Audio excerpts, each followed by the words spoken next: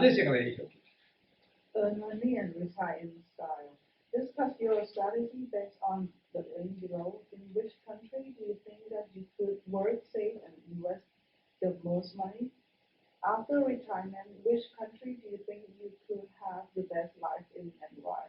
Okay, very good. This is one of my favorite slides, you guys, because it really, I think, gives you a good idea of what is your best strategy, or possibly your best strategy moving forward.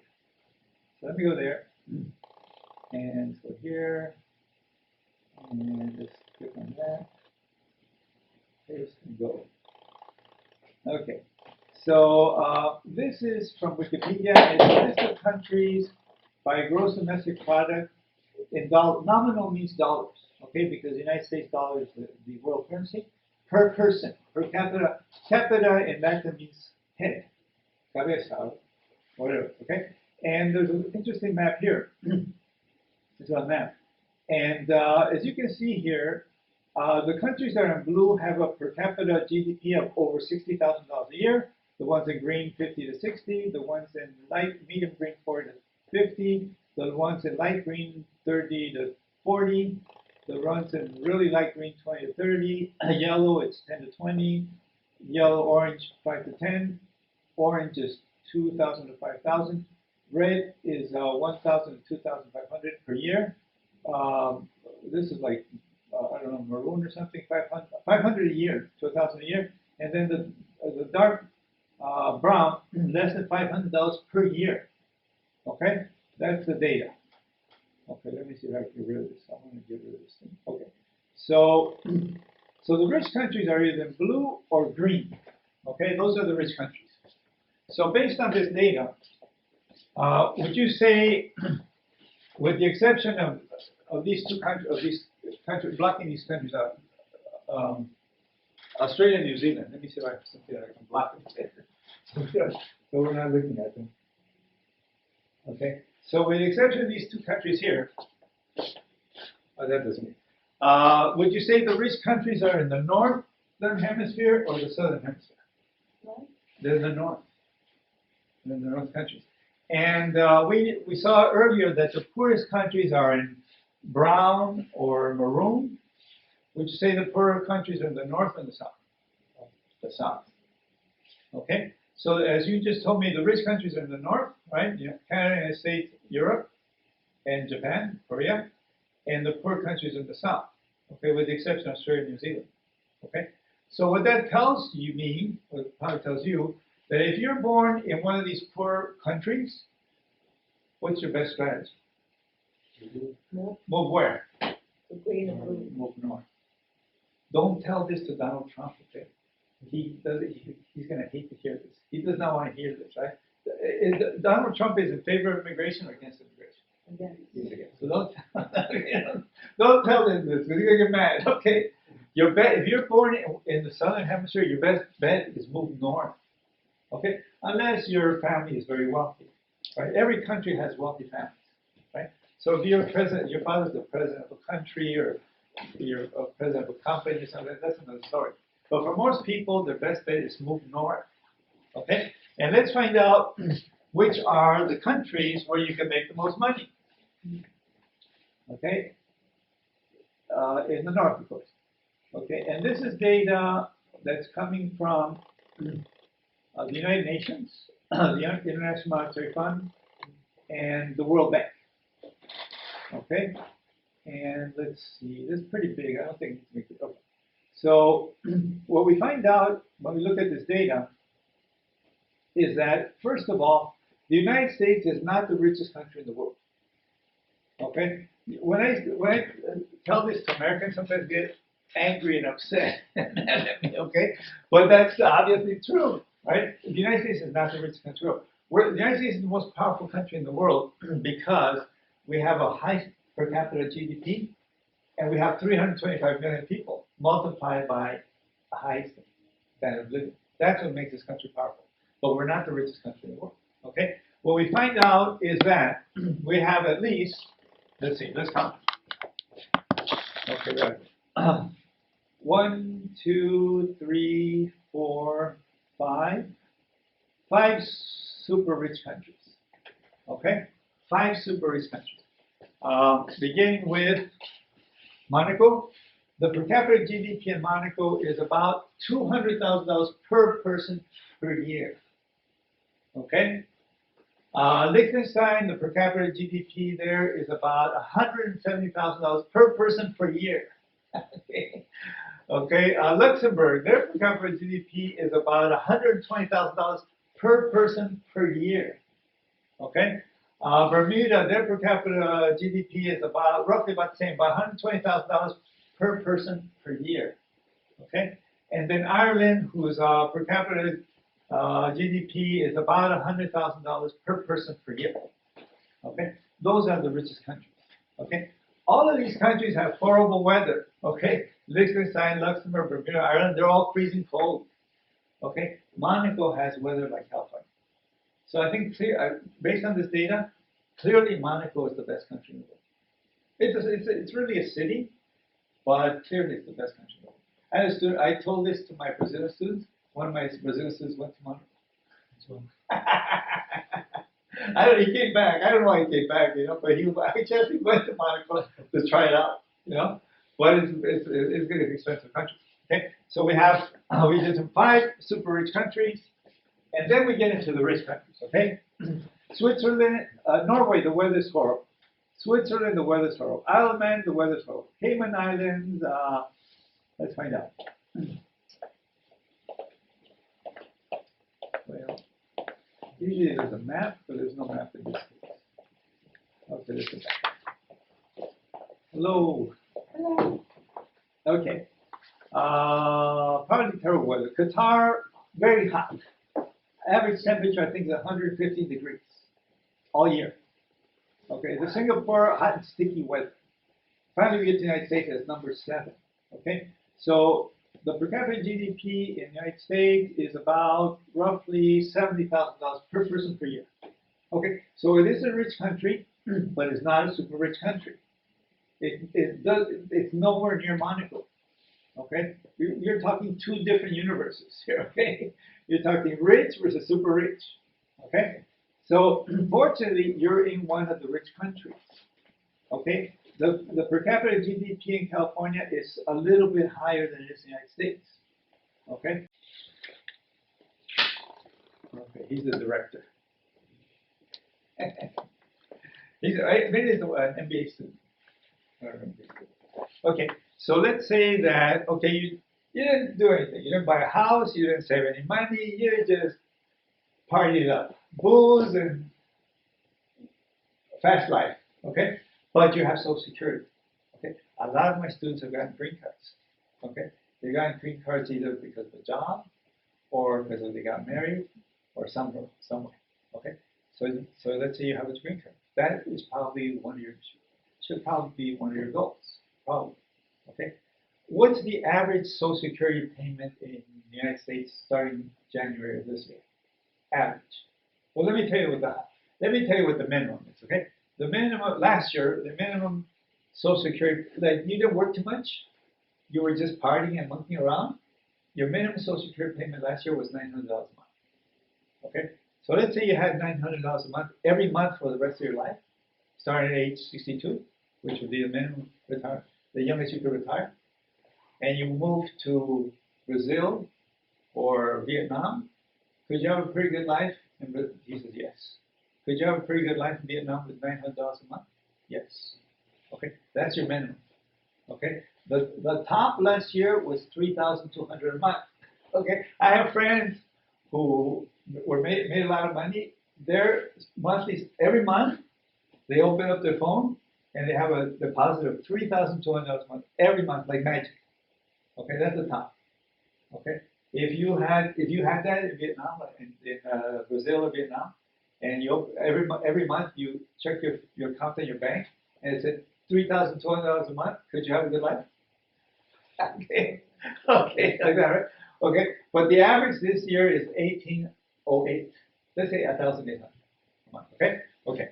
So let's say you've got the average. Okay, so $1,800 a month.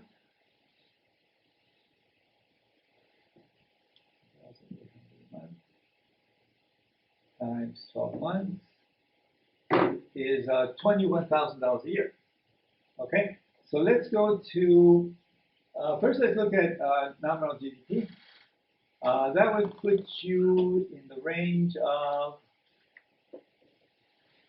the top 40 countries in the world, right? Starting with Latvia, Iran. Iran we don't know because the numbers are very disparate. Like this is 4,000, this is 23,000, so forget Iran. Iran is in trouble because of problems. But that brings you to Portugal, right? And Portugal has great weather. It's a safe country. It's a nice country, okay? And you don't have to work anymore, okay? Especially if you speak Portuguese, right? Okay? So any of these countries, starting with Latvia up, you could, which is the 44 richest countries in the world, you could live there with Social Security, no problem, and have an average life. Okay, that's quite good. Okay, but now when we look at purchasing power parity, well, let me go ahead. Now, most Americans who have relocated and left the United States, they've gone to Mexico.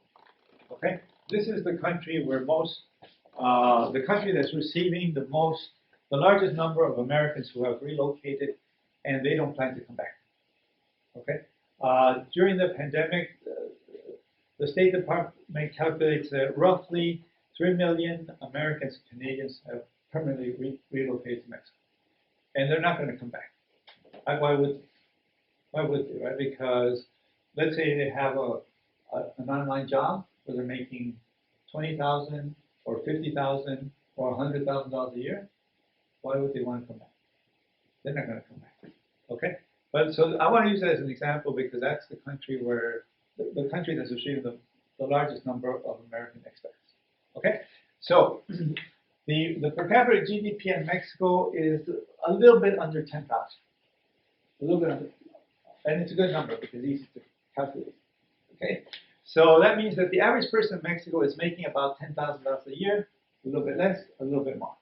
Okay, that's in terms of dollars, the nominal. Okay, but now we want to look at purchasing power parity. Okay, so let's go to that. Okay, so when we look at purchasing power parity, and okay, so the per capita GDP in Mexico in terms of purchasing power parity is about $20,000 a year. Okay, so the average person in Mexico is making about $10,000 a year, but those $10,000 a year in Mexico are like $20,000 here, right? So that means that with your Social Security, that means that the purchasing power ratio is 2 to 1, right? $10,000 here is like $20,000 here in Mexico, 2 to 1, right?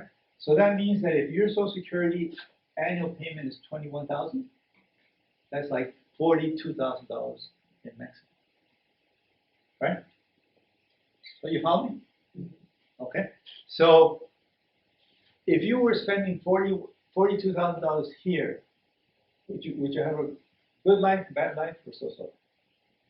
You're just spending every year $42,000 every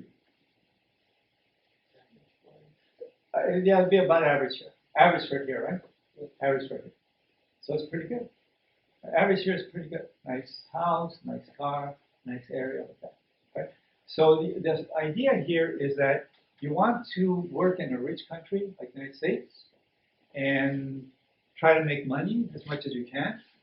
But even if you don't make a lot of money, but you have Social Security, then you may not want to stay here, right? Because with $1,800 a month, can you have a great life in California? No, you have kind of a basic life, right? But if you relocate, right? If you move countries, then you can improve the quality. Yes, ma'am. So quick question, I have a question about the money from the social. Yes. Somebody said like it depends on how long you work. Yes. Somebody said it's how much you make, Yes. not like how long. How much you contribute? So which one is more like important? Okay. So she asked, what's more important? how many years you worked and paid into Social Security, or how much you paid into Social Security. Well, the answer is actually both, because to receive Social Security, you need to have worked at least 10 years full time, or 20 years part time. I believe that's the calculation. So, and if you're contributing the minimum to Social Security, let's say for 10 years full time, then you're going to get the minimum back, right?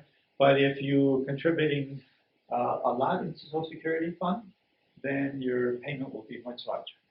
So the answer is the the more years you contribute to Social Security and the larger amount you contribute to Social Security, the bigger your payout will be.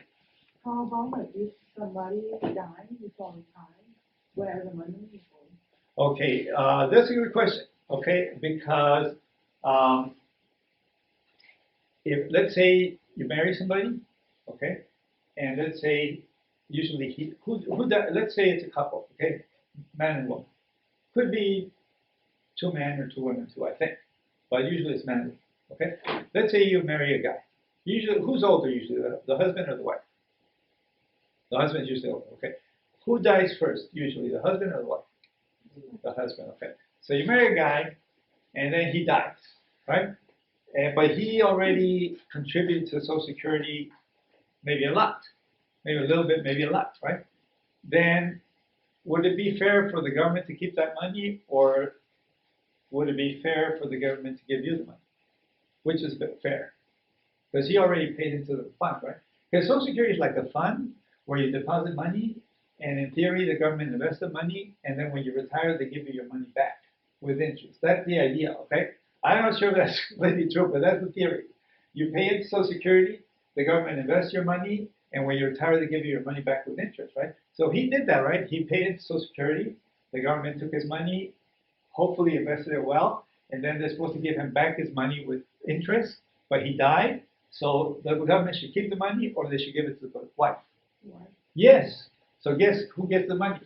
Why? The wife. But if they didn't marry, I mean like divorce, and then the money can go to kids. To the children? Yeah. Yes. Let it go to the children. Yeah. So that's kind of useful, no? It's kind of useful. Yes, sir. So how about a case I have to talk with the guy who actually the answer. He said the husband have separate property from the wife before marriage. Oh, before marriage. It's possible, like you can manage your home, but he tell me, but when you realize you marry your wife and your wife richer than you, Oh, your wife is richer than you. so you cannot share because I don't know. In that case, if the husband died before, how about the husband's property can be transferred or like depends on, I mean, depends on the actually they can do whatever the husband wants. Okay, so in other words, the husband had built a lot of wealth before he got married. Yeah, And what happens to that wealth? Is what you're asking. and yeah, they got married for example. Oh, okay. And, Well, yeah. It depends on the husband's will, and if they might have a trust, and what the husband stipulates, who's going to get what. It might go to the ex-wife. It might go to the children. It could go to Stanford University. Okay. It depends on the will and the trust. But oftentimes people will contest that. Okay. So let's say the husband decides to leave it to his girlfriend. Let's say he has a girlfriend. Okay. And he's a rich guy. He dies. He leaves the money to the girlfriend, and the wife says, "What's going on here?" So oftentimes the wife will hire a lawyer, and he'll contest the will.